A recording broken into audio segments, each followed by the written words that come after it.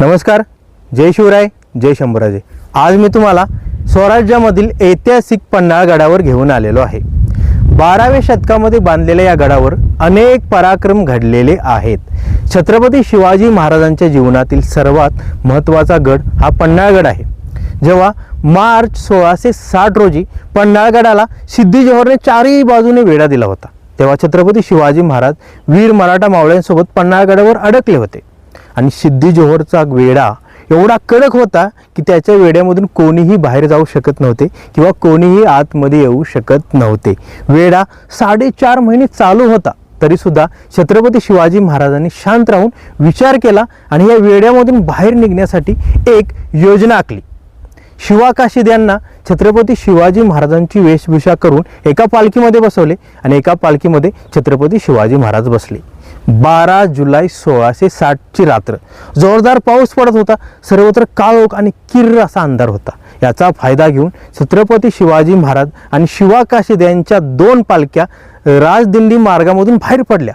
शिवा काशीद यांची पालखी सिद्दी जोहरच्या तळाकडे गेली आणि छत्रपती शिवाजी महाराजांची पालखी विशाळगडाच्या दिशेने गेली। शत्रूंना चकमा देत ह्या पालख्या कशा बाहेर पडल्या आणि तो राजदिंडी मार्ग कसा आहे हे आज आपल्याला बघायचं आहे। जोरदार पावसामधून, चिखलामधून, झुडपामधून, जंगलामधून दोन्ही पालख्या बाहेर कशा पडल्या आणि शत्रूंना कसं समजलं नाही हे आज आपल्याला बघायचं आहे। त्यामुळे आपल्याला प्राचीन इतिहास समजेल आणि छत्रपती शिवाजी महाराजांच्या जीवनातील सर्वात महत्त्वाचा गड हा पन्हाळगड का आहे हे आपल्याला समजेल। तर चला मित्रांनो, तुम्ही देखील माझ्यासोबत या पन्हाळगडावर असलेला राजदिंडी मार्गाने प्रवास करा आणि तो प्राचीन रहस्यमय राजदिंडी मार्ग बघा। हे 2 रोड तुम्हाला दिसत असतील। हा रोड 3 दरवाजाकडून इकडे येतो, हा वाघ दरवाजाकडे जातो आणि हा गेट मधून जाणारा रोड पुसाटी बुरुजाकडे जातो आणि इथून हा कच्चा ट्रॅक तुम्हाला दिसत असेल, हाच राजदिंडी मार्ग आहे। या वाटेने चालत चालत पुढे गेल्यानंतर आपल्याला राजदिंडी गेट दिसतो, म्हणजे राजदिंडी दरवाजा दिसतो। दरवाजाचे अवशेष आता आपल्याला पडल्यामुळे पूर्णतः बघायला येणार नाहीत, पण तिथं गेल्यानंतर आपल्याला अनुभवता येईल की छत्रपती शिवाजी महाराज शिवा काशीद यांच्या मदतीने या दरवाजामधून कसे बाहेर पडले। बघू शकता तुम्ही, समोर आणखी एक बुर्ज आहे आणि दरवाजाचे काही अवशेष या ठिकाणी आपल्याला बघायला मिळतात।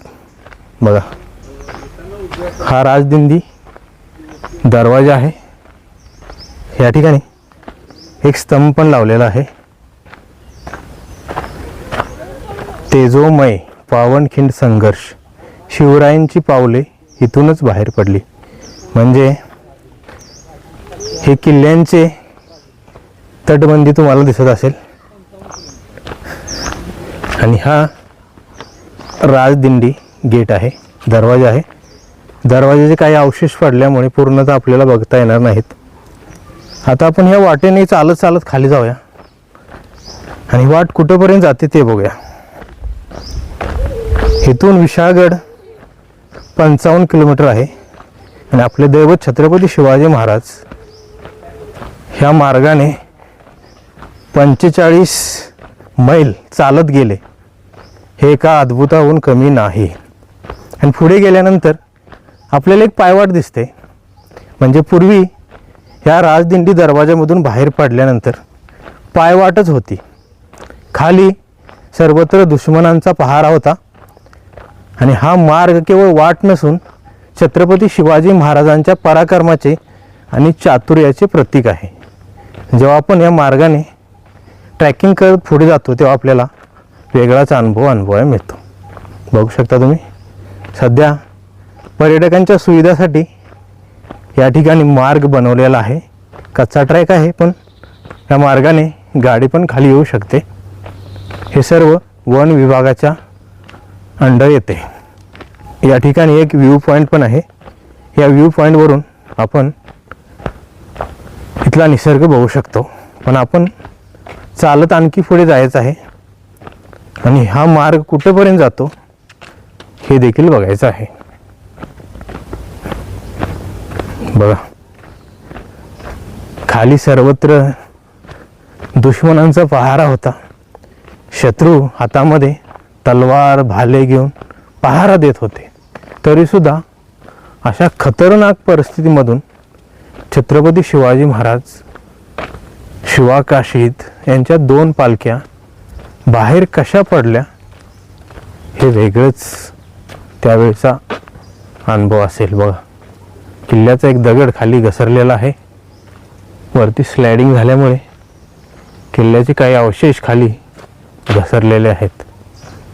आणखी पुढे चालत आल्यानंतर आपल्याला घनदाट जंगलामधून पुढे जावं लागतं.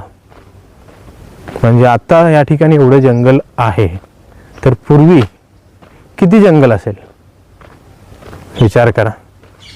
भयानक जंगल असणार आहे. आणि 12 जुलै 1660ची रात्र, जोरदार पाऊस, या वाटेने चिखल, काटे, दगड आणि दिवटे न लावता, विचार करा, दिवटे न लावता, आवाज न करता काळोख्या अंधारामधून आपले मावळे छत्रपती शिवाजी महाराजांच्या सोबत, शिवाकाशीद यांच्या सोबत ह्या बिकट परिस्थितीमधून कसे बाहेर पडले असतील. आता हा पक्का रोड आहे, त्यामुळे आपण चालत जाऊ शकत आहे दिवसा. रात्री पण इथं येणं भयानक आहे.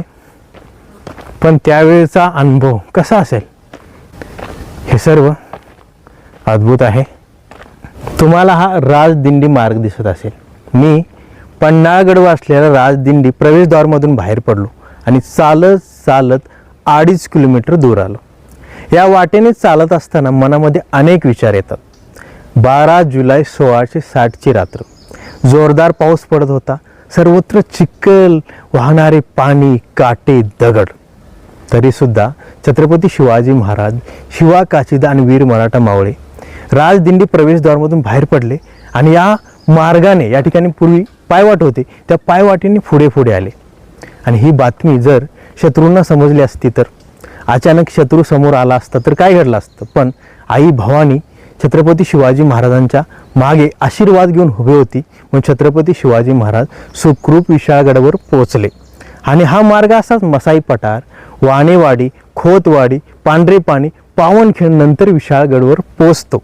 पण आपले दैवत छत्रपती शिवाजी महाराज विशाळगडवर पोहोचेपर्यंत या ठिकाणी 2 मोठे पराक्रम झाले. तेव्हा राजदिंडी मार्गामधून 2 पालख्या बाहेर पडल्या. एक पालखीमध्ये शिवाकाशीद, जे हुबेहूब छत्रपती शिवाजी महाराजांसारखे दिसत होते, त्यांनी महाराजांची वेशभूषा करून सिद्धी-जोहरच्या तळाकडे गेले आणि सिद्धी-जोहरला जाऊन भेटले.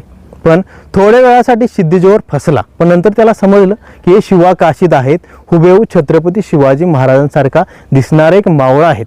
तेव्हा त्यांनी शिवाकाशीद यांना मारलं आणि वीर शिवाकाशीद यांनी स्वराज्यासाठी आपल्या प्राणाची आहुती दिली.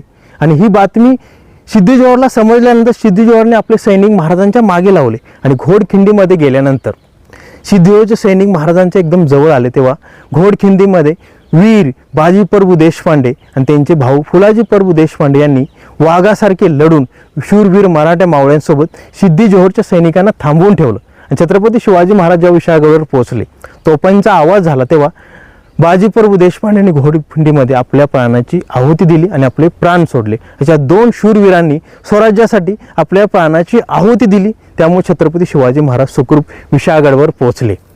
मित्रांनो, तुम्ही देखील वेळात वेळ काढून अशा ऐतिहासिक ठिकाणी या, म्हणजे तुम्हाला देखील समजेल पूर्वी या ठिकाणी काय घडलं. आता आपण चालत पुढे जात आहे, कारण पूर्ण कच्चा ट्रॅक आहे, मोठी वाट आहे. या ठिकाणी गाडी पण येऊ शकते. पण पूर्वी फक्त पायवाट होते. त्यावेळी ते कसे गेले असतील बाहेर, वेगळाच अनुभव असणार आहे. आणि या वाटेने चालताना आपल्याला वेगळाच अनुभव मिळतो. अंगावर काटा पण येतो. दिवसा चालणे शक्य आहे, पण ती रात्र एका रहस्यासारखी आणि एका अद्भुतासारखी होती. आज मी या पन्हाळगडवर आलो, राजदिंडी मार्गामधून बाहेर पडलो, चालत चालत पुढे आलो, तुम्हाला राजदिंडी दरवाजा, राजदिंडी मार्ग दाखवला. या ठिकाणी असलेली घनदाट जंगल आणि जंगलामधून जाणारी ही वाट, हे सर्व बघितल्यानंतर आपल्याला प्राचीन इतिहास समजतो.